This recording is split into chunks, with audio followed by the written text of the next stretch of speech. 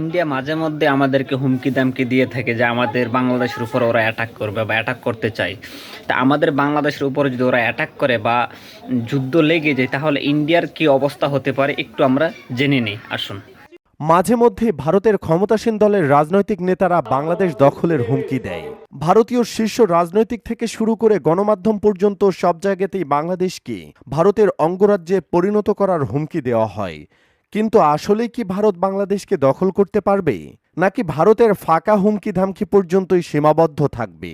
ভারত বাংলাদেশকে দখল করতে গেলে প্রথম বাধা হয়ে দাঁড়াবে বাংলাদেশের দেশপ্রেমিক সেনাবাহিনী। বাংলাদেশকে ভারতের অঙ্গরাজ্য বানাতে হলে এই সেনাবাহিনীকে পরাজিত করতে হবে, যেটা ভারতের পক্ষে কখনোই সম্ভব না। কারণ বাংলাদেশের সেনাবাহিনীকে পরাজিত করতে হলে ভারতকে কমপক্ষে 25 থেকে 30 ডিভিশন সৈন্য নিয়ে আসতে হবে। কিন্তু ভারতে আছে মাত্র 40 ডিভিশন, যাদের মধ্যে আবার চীন সীমান্তে মোতায়েন করে রেখেছে ভারত। অন্যদিকে পাকিস্তান সীমান্তে কমপক্ষে 30%, বাকি 10 সেভেন সিস্টার্স রাজ্যগুলোতে আছে। অন্যান্য রাজ্য আর বাংলাদেশকে দখল করতে যাবার মানে ভারতের নিজের পায়ে নিজের কুড়াল মারা। ভারত বাংলাদেশের মধ্যে যুদ্ধ শুরু হলে বাংলাদেশ সেনাবাহিনী তার ক্ষমতার পুনরায় ব্যবহার করার সুযোগ পাবে। কারণ ভারত ব্যতীত বর্তমানে বাংলাদেশের অন্য কোনো প্রতিপক্ষ রাষ্ট্র নেই। বাংলাদেশের সীমান্তের কাছে শুধুমাত্র ভারত ও মিয়ানমার সীমান্ত রয়েছে। মিয়ানমারে গৃহযুদ্ধে লিপ্ত থাকার কারণে দেশটি ভুলেও বাংলাদেশের সঙ্গে যুদ্ধে জড়াতে চাইবে না। তাছাড়া বাংলাদেশের আপৎকালীন নিরাপত্তা সংস্থা 7 লাখ জনবলের বিশাল প্যারামিলিটারি বাহিনী রয়েছে। বর্তমানে বাংলাদেশের আনসার পৃথিবীর বৃহত্তম প্যারামিলিটারি ফোর্স। বাংলাদেশের আনসার বাহিনীর সংখ্যা প্রায় 7 লাখ। আনসার সদস্যরা যুদ্ধের সময় বাংলাদেশ সেনাবাহিনীর সাথে যোগ দেবে। সেই সাথে বাংলাদেশের আপামর 17 কোটি জনসাধারণ ও ভারতের বিরুদ্ধে যোগ দেবে। কিন্তু ভারতের ক্ষেত্রে বিষয়টি সম্পূর্ণ উল্টো। কারণ ভারতের চিরশত্রু পাকিস্তান ও চীনকে মোকাবেলার সর্বদা সতর্ক থাকতে হয় ভারতকে। একদিকে চীন, আরেকদিকে পাকিস্তান সীমান্তে আক্রমণ প্রতিরোধ করতে বিপুল সংখ্যক সেনা সার্বক্ষণিক মোতায়েন রাখতে হয়। ভারতে চীন পাকিস্তান সীমান্ত থেকে বাংলাদেশের সঙ্গে যুদ্ধ করতে সেনা সরিয়ে নিয়ে আসে, আর সেই সুযোগে পাকিস্তান কাশ্মীর দখলের সুযোগ নেবে। চীন অরুণাচল দখল করে নেবে। অন্যদিকে সেভেন সিস্টার্স রাজ্যগুলির স্বাধীনতাকামী ও নিজেদের স্বাধীন করার জন্য সর্বশক্তি প্রয়োগ করবে।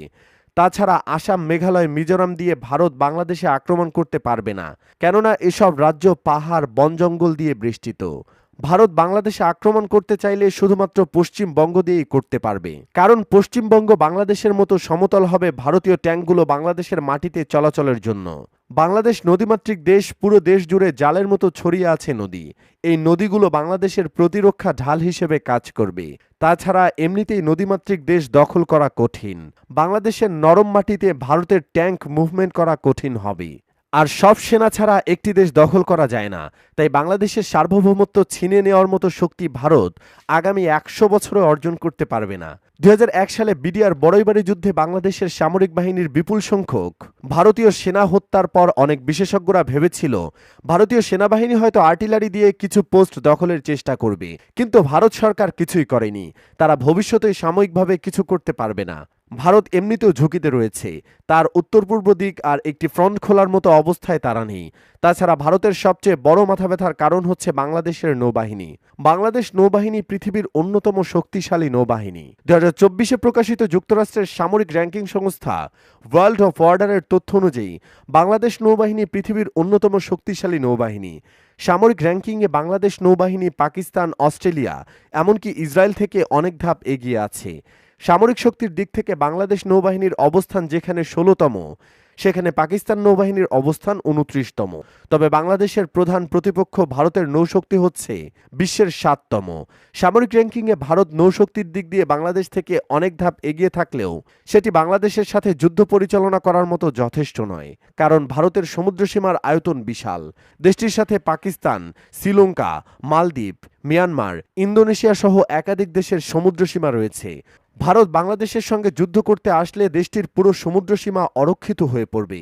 কারণ ভারতের প্রধান দুই চিরশত্রু চীন ও পাকিস্তান এই অরক্ষিত সমুদ্রসীমার সুযোগ নিতে চাইবে। ভারতের পশ্চিম দিকে আরব সাগরে পাকিস্তানের সমুদ্রসীমা থাকায় সেখানে পাকিস্তানের শক্তিশালী উপস্থিতি রয়েছে। অপরদিকে ভারতের নাকের ডগায় শ্রীলঙ্কা ও মালদ্বীপ চীনের সামরিক ঘাঁটি রয়েছে। তাছাড়া বঙ্গোপসাগরের তীরবর্তী মিয়ানমার সীমান্তে চীনের একটি নৌঘাঁটি রয়েছে, যে নৌঘাঁটি কোকো আইল্যান্ড নৌঘাঁটি নামেই পরিচিত। বঙ্গোপসাগরে ভারতের কৌশলগত আন্দামান ও নিকোবর দ্বীপপুঞ্জের মাত্র ৫৫ কিলোমিটার উত্তরে অবস্থিত মিয়ানমারের পক্ষ দ্বীপপুঞ্জে অবস্থিত। এই দ্বীপপুঞ্জটি চীন সরকার মিয়ানমারের কাছ থেকে ৯৯ বছরের জন্য লিজ নিয়েছে। মিয়ানমারের এই দ্বীপটি থেকে চীন ভারতের উপর নজরদারি চালায়। এর নিকটে অবস্থিত এই দ্বীপটি চীন প্রায় ৭টি সাবমেরিন মোতায়েন করেছে। এমনকি এই দ্বীপটি থেকে যুদ্ধবিমান উড্ডয়নের জন্য রানওয়ে নির্মাণ করেছে চীন, যার ফলে ভারত ৩ দিক দিয়ে চীন এবং পাকিস্তানের নৌঘাঁটি দ্বারা ঘেরা। আর ভারত বাংলাদেশের সাথে যুদ্ধ লাগলে চীন পাকিস্তান বসে থাকবে না, তারা ভারতের উপর হামলা করবে। এই অবস্থায় ভারত সরকার যদি বাংলাদেশের উপর হামলা চালায় তাহলে বেশ বেকায়দায় পড়বে ভারত। তাছাড়া বাংলাদেশের হাতে কৌশলগত অস্ত্র হিসেবে ২টি সাবমেরিন রয়েছে, যেখানে ভারতের আছে ৯টি সাবমেরিন।